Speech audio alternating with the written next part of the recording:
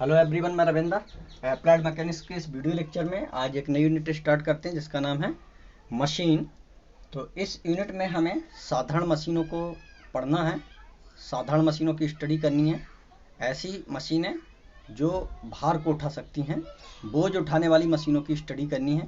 तो यहाँ पर फिलहाल एक मशीन को देख लेते हैं। मशीन की डेफिनेशन क्या है, ये मैंने लिखा है, वह युक्ति जो किसी भी प्रकार की उपलब्ध ऊर्जा को यांत्रिक ऊर्जा में बदलकर उपयुक्त यांत्रिक कार्य प्राप्त कर सकती है, मशीन कहलाती है।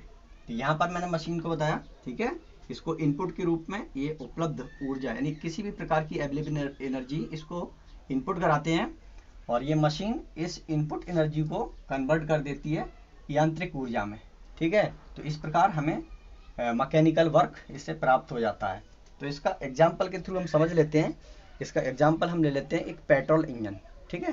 पेट्रोल इंजन, ये अगर कोई पेट्रोल इंजन है तो उसके लिए हम फ्यूल के रूप में कोई भी ईंधन है ना, ईंधन इसको इनपुट करते हैं और उस ईंधन को ये जलाता है, ठीक है, दहन करता है। तो दहन, ईंधन का जब दहन होता है तो उससे इसको ऊष्मीय ऊर्जा प्राप्त होती है, ठीक है। और उस ऊष्मीय ऊर्जा को ये उपयोग में ला करके किसी भी व्हीकल या किसी गाड़ी को चला सकता है, ठीक है। तो इस प्रकार की जो मशीन होती हैं इनकी स्टडी हमें इस यूनिट में बिल्कुल नहीं करनी है। इस प्रकार की जो मशीनें हैं इनको हम इस यूनिट में बिल्कुल भी नहीं पढ़ेंगे। हम सिर्फ लोड उठाने वाली मशीनों की स्टडी करेंगे। तो उनको हम यहाँ पर संक्षिप्त में देख लेते हैं कि लोड उठाने वाली मशीनें कौन कौन सी हमें पढ़नी है और वो क्या होती हैं। तो ये जो मैंने डेफिनेशन अभी आपको बताई थी, इस डेफिनेशन को मशीन की डेफिनेशन में आप लिख सकते हैं विद एग्जाम्पल के, कोई दिक्कत नहीं है। हम यहाँ पर इसका इंट्रोडक्शन में देखते हैं कि मशीन क्या है। यानी अब हमें लोड लिफ्टिंग मशीनें यानी जो लोड को उठाने वाली मशीनें हैं उनकी स्टडी इस यूनिट में करनी है। उसके अकॉर्डिंग हम जो डेफिनेशन अपनी देंगे वो हमारी डेफिनेशन क्या है और वो मशीनें क्या हो सकती हैं। तो कोई भी वस्तु मशीन हो सकती है, कोई भी वस्तु मशीन हो सकती है।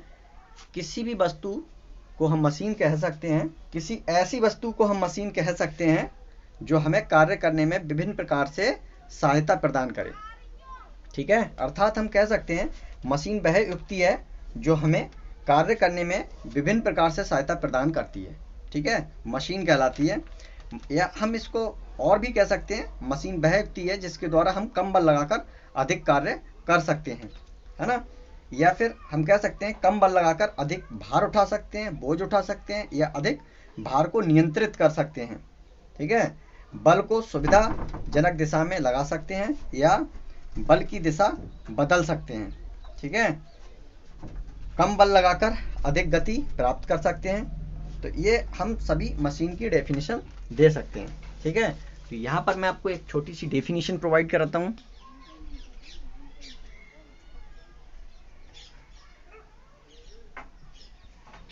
तो आप लोग इस डेफिनेशन को पॉज करके यहाँ देख सकते हैं। हमने आपको बताया कि मशीन कोई एक ऐसी वस्तु हो सकती है जो हमें कार्य करने में विभिन्न प्रकार से सहायता प्रदान करे। उस वस्तु को हम मशीन कह देते हैं, ठीक है, सिंपल मशीन कहते हैं। तो आप लोगों को समझ में आ गया होगा कि मशीन क्या है। विभिन्न प्रकार से कार्य करने में हमें सहायता प्रदान करे ऐसी वस्तु को हम मशीन कहते हैं। तो इसको हम उदाहरण की सहायता से समझ लेते हैं, या फिर हम दोबारा ये कह सकते हैं मशीन एक वह युक्ति है, वह डिवाइस है जिसकी सहायता से हम कम बल लगाकर अधिक कार्य कर सकते हैं, मशीन कहलाती है, ठीक है। तो यहाँ पर मशीन को हम अगर एग्जाम्पल की बात करें तो हमारे पास एक पुली हो सकती है, ठीक है, एक सिंपल लीवर हो सकता है जिसको हम मशीन कह सकते हैं।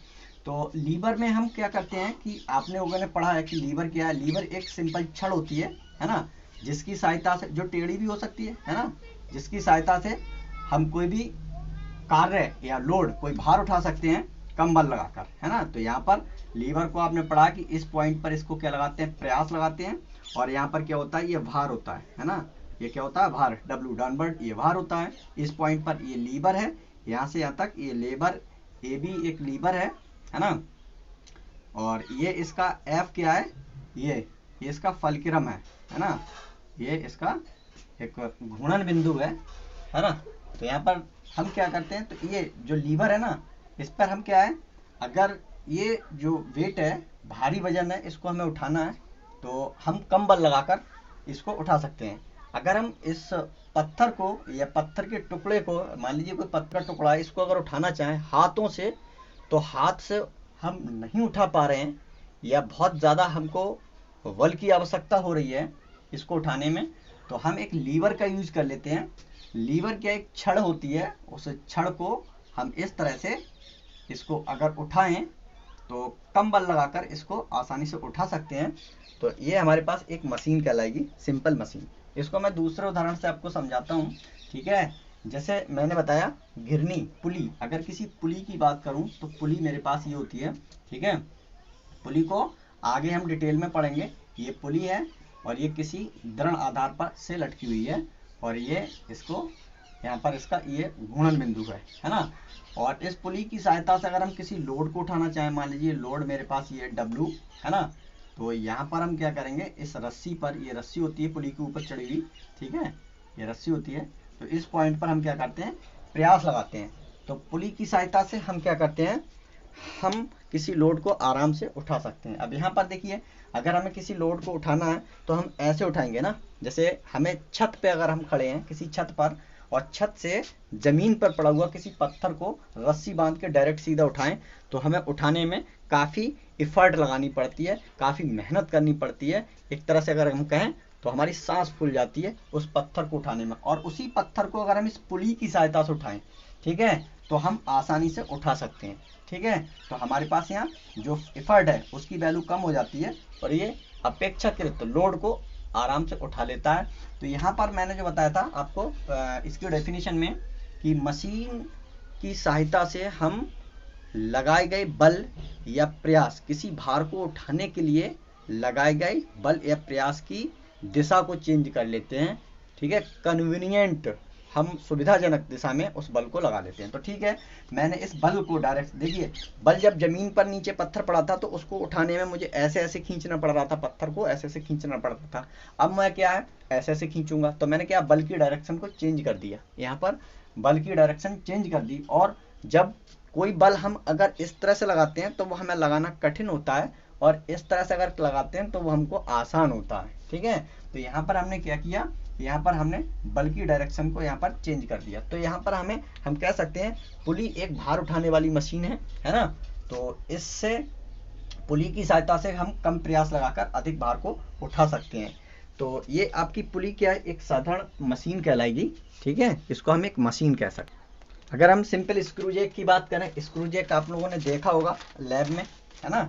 स्क्रू जैक जो हमारे गाड़ियाँ या वाहन, कोई भी फोर व्हीलर ख़राब हो जाती है और पंचर अगर हो जाती है या कुछ ख़राब हो जाती है, तो उसकी जो टायर है उसकी रिपेयरिंग करने के लिए उसके नीचे हम स्क्रू जैक लगाते हैं। और स्क्रू जैक हम डिटेल में आगे पढ़ेंगे इसी यूनिट में। तो स्क्रू जैक से हम क्या करते हैं, उस पूरे वाहन को, फोर व्हीलर को उठा देते हैं, ठीक है, एक सिंपल लीवर की सहायता से उठा देते हैं ना। तो अब मैंने आपको नोट्स में प्रोवाइड कराया है, ठीक है, भार या बोझ को उठाने वाली मशीन, ठीक है, जिसका नाम है क्या, लोड लिफ्टिंग मशीन। इसको उत्थापन मशीन भी बोलते हैं, यानी उत्थापन मशीन, ठीक है, उत्थापन मशीन, ये भार उठाने वाली मशीन या लोड लिफ्टिंग मशीन, इसको लोड लिफ्टिंग मशीन कहते हैं। तो इसकी डेफिनेशन क्या है, ये वह युक्ति है जिसके द्वारा कम प्रयास लगाकर अपेक्षाकृत अधिक भार उठाया जा सकता है, ठीक है। तो उसको हम क्या कहते हैं, लोड लिफ्टिंग मशीन, है ना। तो कोई भी लोड लिफ्टिंग मशीन हो सकती है, ऐसी मशीन जिसके सहायता से हम अधिक भार को कम बल लगाकर उठा सकें, तो वो हमारे पास लोड लिफ्टिंग मशीन कहलाती है। इसके मुख्य अंग क्या होते हैं, यानी कोई भी मशीन है उसके मुख्य अंग क्या होते हैं, मेन पार्ट क्या होते हैं मशीन के। तो मुख्यतः 3 भाग होते हैं मशीन के अंग, ठीक है। अंग क्या होते हैं, टाइप्स ऑफ, यानी मेन पार्ट्स ऑफ मशीन। तो मशीन के 3 भाग होते हैं, ठीक है, पहला, दूसरा और तीसरा, ठीक है। तो पहला इसका क्या होता है, पहला भाग होता है यंत्र विन्यास, है ना, मशीन का कार्यकारी अंग, ठीक, यंत्र विन्यास, इसको बोलते हैं यंत्र विन्यास, ठीक है, विन्यास मशीन का कार्यकारी भाग होता है। और दूसरा इसका होता है प्रयास लगाने वाला बिंदु, ठीक है, दूसरा इसका क्या होता है, प्रयास लगाने वाला बिंदु। और तीसरा इसका जो होता है वो होता है भार उठाने वाला बिंदु। ठीक है, तो भार उठाने वाला बिंदु होता है। ठीक है, और आपका इसका जो यंत्र विन्यास, ये मशीन का, ये जो यंत्र विन्यास है वो मशीन का कार्यकारी अंग होता है। दूसरा आपका प्रयास लगाने वाला बिंदु होता है, और तीसरा आपका भार उठाने वाला या फिर कार्य प्राप्त करने वाला बिंदु। ठीक है, तो ये मशीन के कुछ मुख्य भाग हैं। अब मशीन के प्रकार देख लेते हैं। तो मशीन के प्रकार हम यहाँ पर बताएं आपको। मशीनें हमारे पास मुख्यतः दो प्रकार की होती हैं। ठीक है, एक सरल मशीन और दूसरी संयुक्त मशीन। ठीक है, तो सरल मशीन और संयुक्त मशीन दोनों में डिफरेंस क्या होता है, ठीक है, इनकी डेफिनेशन से हम क्लियर कर लेते हैं। तो यहाँ पर जो सिंपल मशीन होती है, सिंपल मशीन में क्या होता है, इसमें जो भार उठाने वाला और प्रयास लगाने वाला एक एक ही बिंदु होता है। यानी सिंपल मशीन में, साधारण मशीन की अगर हम बात करें तो उसमें क्या होता है, देखिए साधारण मशीन, साधारण, ठीक है, मशीन, साधारण मशीन इसको मैं एक लीवर की सहायता से समझ सकता हूँ। ठीक है, तो यहाँ पर क्या होता है, इस लीवर में आप देखिए यहाँ पर प्रयास लगाने वाला एक ही पॉइंट होता है, एक ही बिंदु पर हम प्रयास लगाते हैं। ठीक है, और जो भार जिस पॉइंट पर लगाते हैं वो भी एक ही बिंदु होता है। हम यहाँ पर कह सकते हैं कि साधारण मशीन में केवल एक ही प्रयास बिंदु होता है और एक भार बिंदु होता है, और इसमें एक ही इसका कार्यकारी अंग होता है। जबकि अगर हम संयुक्त मशीन की बात करें, ठीक है, संयुक्त मशीन को हम कॉम्प्लेक्स मशीन या फिर कंपाउंड मशीन भी बोलते हैं। कंपाउंड मशीन या संयुक्त मशीन, है ना। तो इसको हम ऐसे भी कह सकते हैं, ये दो या दो से अधिक सिंपल मशीनों की सहायता से जो बनती है उसको संयुक्त मशीन भी बोलते हैं। लेकिन यहाँ हम कुछ अलग टाइप से डेफिनेशन इसकी देंगे। यानी संयुक्त मशीन जो होती है उसमें जहाँ भी प्रयास लगता है तो प्रयास बिंदु एक से ज़्यादा होते हैं, भार बिंदु भी एक से ज़्यादा होते हैं। ठीक है, भार बिंदु तथा प्रयास बिंदु एक से अधिक होते हैं। तो इस प्रकार की जो मशीन होती हैं उनको हम कंपाउंड मशीन या कॉम्प्लेक्स मशीन कहते हैं। जैसे अगर एग्जाम्पल की बात करें, ठीक है, साधारण मशीन का एग्जाम्पल आपने देख लिया, लीवर था, स्क्रू जैक था। लेकिन संयुक्त मशीनों की अगर बात करें तो इसमें आपकी आ जाती है लेथ मशीन है, क्रेन मशीन है। ठीक है, तो इसका जो यंत्र विन्यास होता है, कार्यकारी भाग होता है, वो कैसा होता है, कॉम्प्लेक्स होता है, कॉम्प्लेक्स होता है। और इस साधारण मशीन का जो कार्यकारी भाग होता है, ठीक है, जो मेन पार्ट था कार्यकारी भाग, वो कैसा होता है, सिंपल होता है। ये सिंपल होता है, ये कॉम्प्लेक्स होता है, ये बहुत ही जटिल होता है।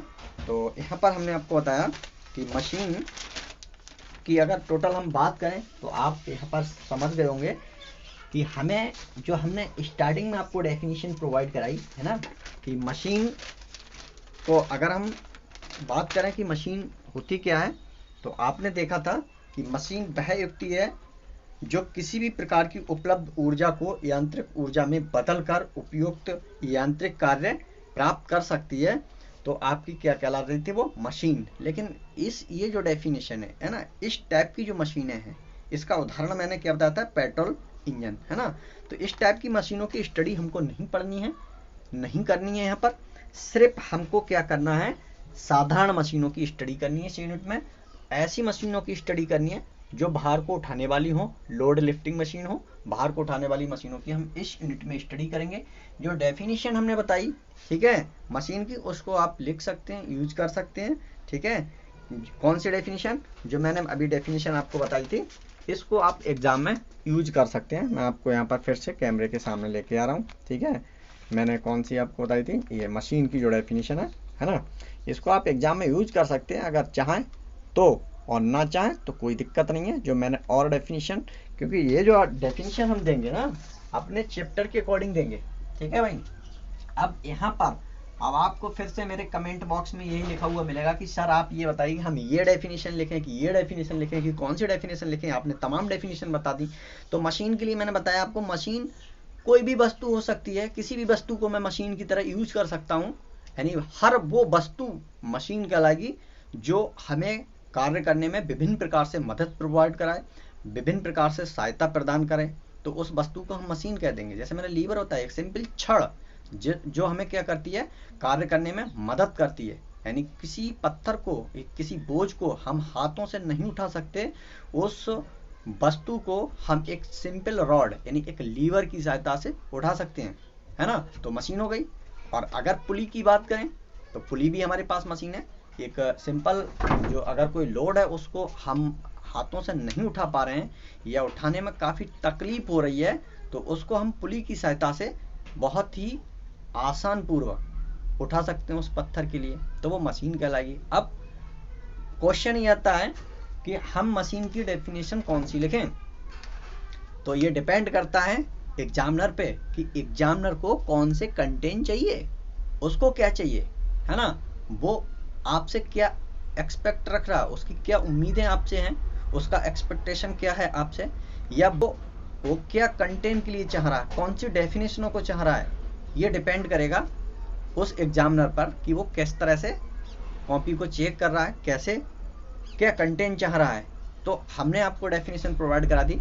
यहाँ हमें अपने सिलेबस के अकॉर्डिंग तो डेफिनेशन यही देनी है कि मशीन वह युक्ति है जिसकी सहायता से हम कम प्रयास लगाकर अधिक भार उठा सकते हैं, मशीन कहलाती है। इसी टाइप की मशीनों को हमें यहाँ स्टडी करनी है, इसी प्रकार की मशीनों को हमें यहाँ देखना है। तो ये शॉर्ट इंट्रोडक्शन मशीन का है यहाँ पर। और उसके बाद हम इसमें कुछ बात करेंगे प्रतिरोध की, है ना। प्रतिरोध को हम भार भी कहते हैं, लोड भी कहते हैं। यानी कुछ इंपोर्टेंट डेफिनेशंस को देख लेते हैं। क्या देखते हैं, प्रतिरोध, ठीक है। प्रतिरोध, इसको हम भार भी बोलते हैं, भार, इसको बोझ भी बोलते हैं, बोझ, ये प्रतिरोध, है ना। तो इसकी हम डेफिनेशन आकर आपसे बात करें तो किसी मशीन द्वारा उठाए गए भार को प्रतिरोध कहते हैं, ठीक है। किसी मशीन द्वारा उठाए गए भार को प्रतिरोध कहते हैं। ये भार किसी अन्य रूप में भी हो सकता है, ठीक है। तो आपको पता है किसी मशीन द्वारा उठाए गए भार को ही हम प्रतिरोध कहते हैं। उसके बाद अगले डेफिनेशन की अगर हम बात करें तो हम बात कर लेते हैं प्रयास की, ठीक है। प्रयास, तो प्रयास को हम इंग्लिश में एफर्ट बोलते हैं। एफर्ट क्या होता है ना। तो एफर्ट के लिए हम कह सकते हैं किसी प्रतिरोध को नियंत्रित करने के लिए, है ना, मशीन पर लगाए गए बल को प्रयास कहते हैं। तो हम प्रयास को सिंपल भाषा में हम जान सकते हैं कि प्रयास क्या है। तो प्रयास को हमने देख लिया, किसी प्रतिरोध, ठीक है, को नियंत्रित करने के लिए या किसी भार को उठाने के लिए मशीन पर लगाए गए बल को ही हम प्रयास कहते हैं।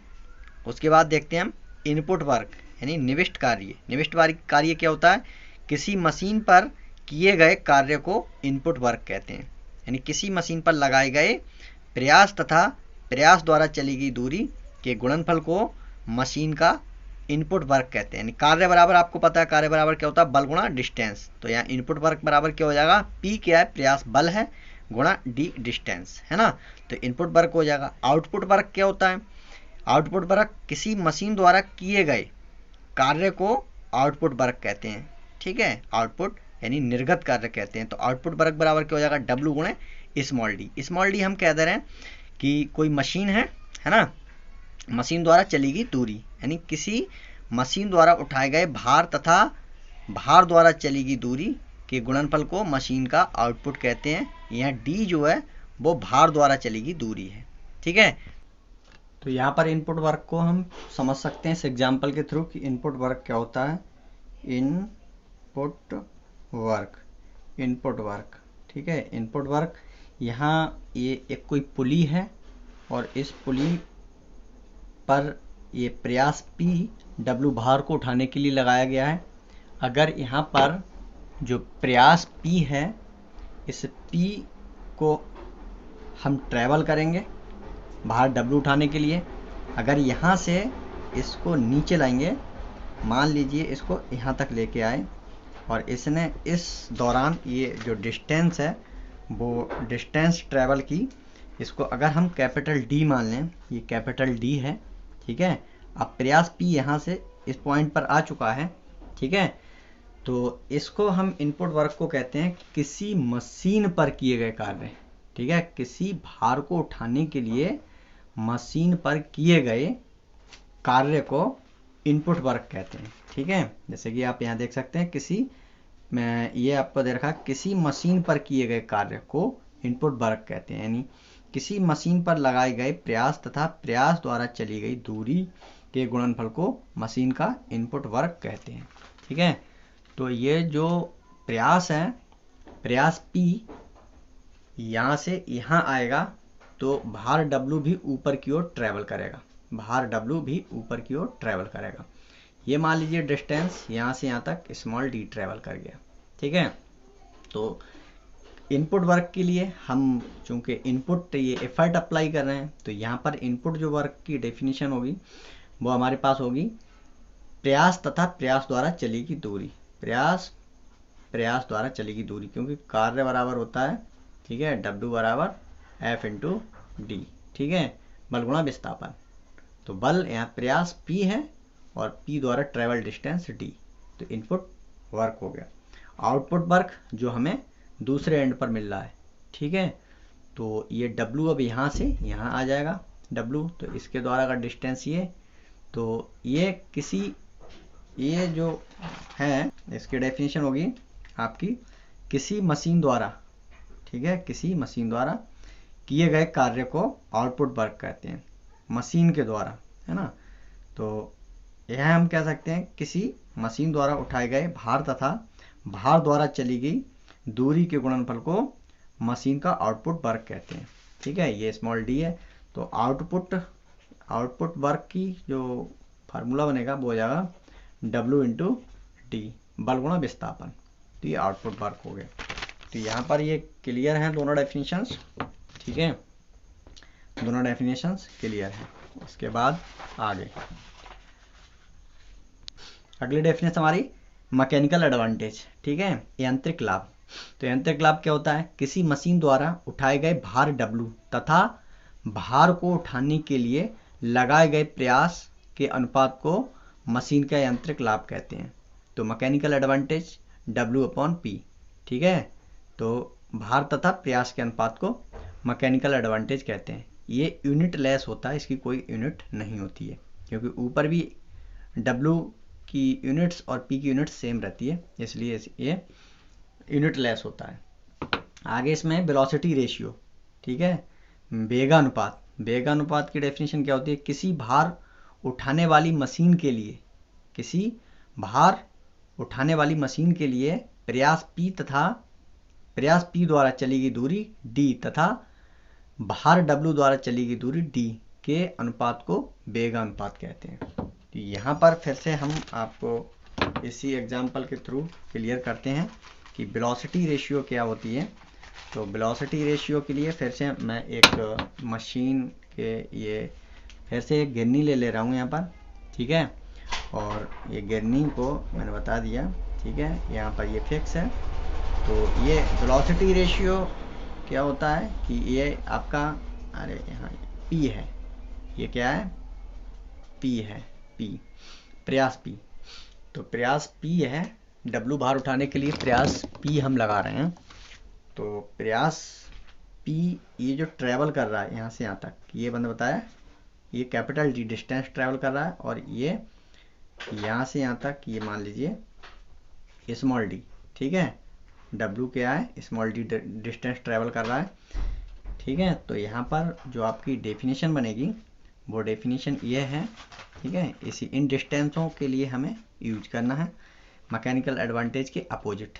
ठीक है, तो क्या है, किसी भार उठाने वाली मशीन के लिए, यानी प्रयास P द्वारा चली गई दूरी, प्रयास P द्वारा चली गई दूरी, ठीक है, प्रयास द्वारा चली गई दूरी D तथा भार W द्वारा चली गई दूरी स्मॉल d के अनुपात को वेग अनुपात कहते हैं। ठीक है, तो capital D upon small d, ये क्या हो जाएगा, capital D upon small d। तो आप कह सकते हैं कि वेलोसिटी रेशियो के लिए सिंपल वेलोसिटी रेशियो क्या होती है, प्रयास द्वारा चली गई दूरी तथा भार द्वारा चली गई दूरी के अनुपात को वेलोसिटी रेशियो कहते हैं। ठीक है, वेलोसिटी रेशियो समझ में आया। वेलोसिटी रेशियो क्या होता है, क्या है, प्रयास P तथा भार W द्वारा चली गई दूरी के अनुपात को वेलोसिटी रेशियो कहते हैं, वेग अनुपात कहते हैं। ठीक है, तो यहाँ पर आपको लिखा हुआ है प्रयास P द्वारा चली गई दूरी D तथा W भार द्वारा चली गई दूरी स्मॉल d, ठीक है, के अनुपात को हम वेलोसिटी रेशियो कहते हैं। उसके बाद आ जाती है दक्षता, एफिशिएंसी। किसी मशीन के लिए आउटपुट वर्क तथा इनपुट वर्क के अनुपात को मशीन की दक्षता कहते हैं। ठीक है, यानी एफिशिएंसी, इसको ईटा से डिनोट करते हैं, ईटा। एफिशिएंसी क्या होती है? किसी मशीन के लिए आउटपुट वर्क तथा इनपुट वर्क के अनुपात को मशीन की एफिशिएंसी कहते हैं। तो आउटपुट वर्क बटे इनपुट वर्क, ये हमारे पास हो जाएगा। ठीक है, ये फार्मूला हो गया। अगर एफिशिएंसी को मोस्टली हम क्या है परसेंटेज में निकालते हैं, तो परसेंट एफिशिएंसी क्या हो जाएगी? ठीक है, आउटपुट वर्क बटे इनपुट वर्क गुणे 100, ये परसेंटेज में वैल्यू हो जाएगी। ठीक है, गुणे में 100 ले आएंगे तो ये हो जाएगा हमारे पास। आगे देख लेते हैं इसमें आदर्श मशीन और वास्तविक मशीन क्या क्या होती हैं। तो आदर्श मशीन क्या होती है? वह मशीन जिसकी दक्षता 100% होती है, तो वो आदर्श मशीन कहलाती है। ठीक है, इसका मतलब ये हो गया कि 100% दक्षता कब होगी? Efficiency output work input work के बराबर हो जाए, क्योंकि एफिशिएंसी के लिए आउटपुट वर्क इनपुट वर्क के बराबर हो जाएगा, ये इससे कैंसिल आउट हो जाएगा, 100% इसकी एफिशिएंसी हो जाएगी, है ना। इस मशीन में कोई घर्षण कार्य नहीं करता है। ऐसी ये जो मशीन होती है आदर्श मशीन, इसको हम आइडियल मशीन कहते हैं। एक काल्पनिक मशीन है, यानी ये मशीन सैद्धांतिक रूप में हो सकती है, परंतु प्रायोगिक दृष्टि से संभव नहीं है। सिर्फ एक कल्पना मात्र है आदर्श मशीन। आदर्श मशीन क्या है? एक कल्पना इसकी कर सकते हैं, ऐसी मशीन जिसकी जितना हम इसको इनपुट दें उतना ही हमें आउटपुट मिल जाए, तो ऐसी मशीन को हम आदर्श मशीन कह सकते हैं। ये पॉसिबल कब है कि जितना हम इनपुट दें उतना ही हमें आउटपुट मिले? ये पॉसिबल तब है जब कोई भी फ्रैक्शन इसमें काम ना कर रहा हो। ठीक है, इसके जो इंटरनल या एक्सटर्नल जो भी इसके पार्ट्स हैं उनमें फ्रैक्शन कार्य ना कर रहा हो, फ्रैक्शन में एनर्जी लॉस ना हो रही हो, यानी जितनी इसको इनपुट के रूप में एनर्जी दें उतना ही हमें आउटपुट के रूप में वर्क या एनर्जी के रूप में वर्क मिल जाए, तो ऐसी मशीन को हम आदर्श मशीन कहते हैं। आपको ध्यान रखना है, जिसकी 100% एफिशिएंसी होती है। अब वास्तविक मशीन की बात करेंगे, रियल मशीन। ठीक है, रियल मशीन हमारे पास क्या है? विश्व में कोई भी मशीन आदर्श मशीन नहीं है, यह एक मात्र कल्पना है, क्योंकि किसी भी मशीन पर इनपुट वर्क का कुछ भाग मशीन के पुर्जों में उत्पन्न घर्षण को नियंत्रित करने में व्यय हो जाता है तथा शेष भाग आउटपुट के रूप में प्राप्त होता है। ठीक है, जिसकी दक्षता 100% से कम होती है। अब यहाँ पर रियल मशीन कौन सी है, वास्तविक मशीन कौन सी है? ऐसी मशीन जिसकी एफिशिएंसी 100% से कम हो, यानी एफिशिएंसी क्या हो? इसकी लेस हो, 100% से लेस हो। ये एफिशिएंसी ईटा मैंने दिखाया है, ईटा। ऐसी मशीन जिसकी एफिशिएंसी 100% से कम हो, तो उस मशीन को हम वास्तविक मशीन कहते हैं। जो आजकल हम अपने व्यवहारिक दैनिक जीवन में उपयोग करते हैं वो सभी वास्तविक मशीन है, प्रैक्टिकल मशीन है। ठीक है, तो यहाँ पर इसकी दक्षता क्या होती है? 100% से कम होती है। तो इसका आउटपुट हमें कितना मिलता है? Input work minus work loss in fraction, यानी कुछ इसका भाग फ्रैक्शन में खर्च हो जाता है, तो इसलिए आउटपुट इनपुट के बराबर नहीं होता है, उसमें से कुछ कम हो जाता है, माइनस। ठीक है, वर्क लॉस इन फ्रैक्शन। यहाँ पर हम देखेंगे घर्षण में नष्ट प्रयास या आयास या प्रयास, इफर्ट। घर्षण में नष्ट प्रयास यानी इफर्ट लॉस्ट इन फ्रैक्शन। ठीक है, घर्षण में नष्ट प्रयास क्या होगा? वास्तविक प्रयास माइनस आदर्श प्रयास, है ना। इसका फार्मूला बन जाएगा कि घर्षण में नष्ट प्रयास वास्तविक प्रयास माइनस आदर्श प्रयास। तो इसके लिए हम फार्मूला बनाएंगे, घर्षण में नष्ट प्रयास बराबर हमारे पास हो जाएगा वास्तविक प्रयास हमारे पास अगर P है, और आदर्श प्रयास हमारे पास क्या हो जाएगा? W/VR, velocity ratio. ये क्यों हो जाएगा? क्योंकि हम जानते हैं वेलोसिटी रेशियो जो हमारे पास होता है वो क्या होता है? Velocity ratio W/P। ठीक है, तो यहाँ से हम P की वैल्यू निकालेंगे W/VR। ठीक है, वेलोसिटी रेशियो ये हमारे पास हो जाएगा। तो यहाँ पर ये घर्षण में नष्ट प्रयास P माइनस W/VR, इसको आप ध्यान रखेंगे। अगर ये समझ में नहीं आ रहा तो हम आपको बता दें किसी आदर्श मशीन के लिए एफिशिएंसी कितनी होती है? 1 या 100%। तो किसी आदर्श मशीन के लिए आपने पढ़ा था कि आउटपुट जो वर्क होता है वो इनपुट वर्क के लिए बराबर होता है, यानी इनपुट, ठीक है, work, output work input work के बराबर। तो आउटपुट वर्क का हम अगर फार्मूले की बात करें तो आउटपुट एंड पर हमने क्या पढ़ा था, W इंटू डी, है ना, और इनपुट एंड पर P इंटू कैपिटल डी, है ना, ये पढ़ा था। इनपुट कार्य क्या होता है हमारे पास, प्रयास गुणा प्रयास द्वारा चलेगी दूरी। आउटपुट वर्क क्या होता है, भार गुणा भार द्वारा चलेगी दूरी। तो ये हमारे पास ये सेम होने चाहिए। तो इस कंडीशन में हमारे पास क्या हो जाएगा, W अपॉन, इसको मैं नीचे ले आऊँ P, और यहाँ पर मेरे पास हो जाएगा कैपिटल D अपॉन, ठीक है, स्मॉल d, ये हमारे पास हो जाएगा।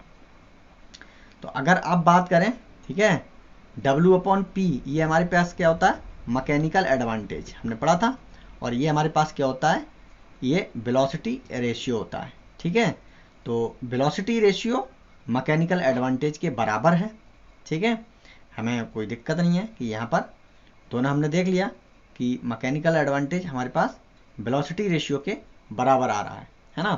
तो हम कह सकते हैं कि जो वेलोसिटी रेशियो है इसको मैकेनिकल एडवांटेज की टर्म्स में भी निकाल सकते हैं और वेलोसिटी रेशियो की टर्म्स, लेकिन हम यहाँ पर वेलोसिटी रेशियो की टर्म्स में निकालते हैं।